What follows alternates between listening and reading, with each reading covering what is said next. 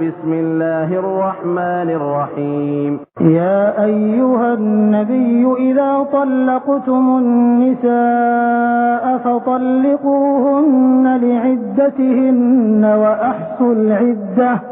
واتقوا الله ربكم لا تخرجوهن من بيوتهن ولا يخرجن إلا أن يأتين بفاحشة مبينة وتلك حدود الله ومن يتعد حدود الله فقد ظلم نفسه لا تدري لعل الله يحدث بعد ذلك أمرا فإذا بلغن أجلهن فأمسكوهن بمعروف أو فارقوهن بمعروف وأشهدوا ذوي عدل منكم وأقيموا الشهادة لله ذلكم يوعظ به من كان يؤمن بالله واليوم الآخر ومن يتق الله يجعل له مخرجا ويرزقه من حيث لا يحتسب ومن يتوكل على الله فهو حسبه إن الله بالغ أمره قد جعل الله لكل شيء قدرا واللائي يئسن من المحيض من نسائكم إن ارتبتم فعدتهن ثلاثة أشهر واللائي لم يحضن وأولاة الأحمال أجلهن أن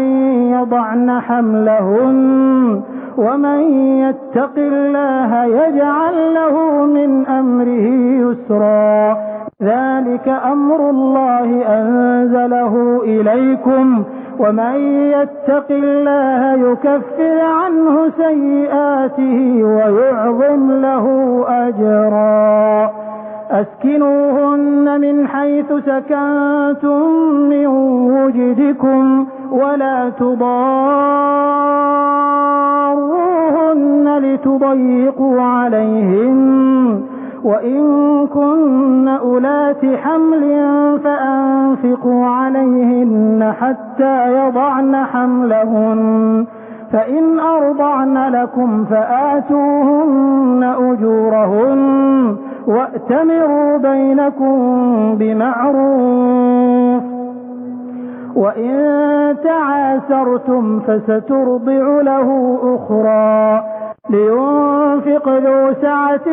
من سعته ومن قدر عليه رزقه فلينفق مما آتاه الله لا يكلف الله نفسا إلا ما آتاها سيجعل الله بعد عسر يسرا وكأي من قرية عتت عن أمر ربها ورسله فحاسبناها حسابا شديدا وعذبناها عذابا نكرا فذاقت وبال أمرها وكان عاقبة أمرها خسرا أعد الله لهم عذابا شديدا فاتقوا الله يا أولي الألباب الذين آمنوا قد أنزل الله إليكم ذكرا رسولا يتلو عليكم آيات الله مبينات ليخرج الذين آمنوا وعملوا الصالحات من الظلمات إلى النور ومن يؤمن بالله ويعمل صالحا يدخله جنات تجري من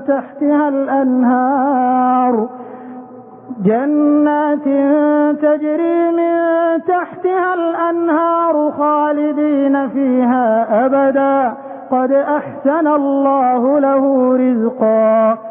الله الذي خلق 7 سماوات ومن الأرض مثلهن يتنزل الأمر بينهن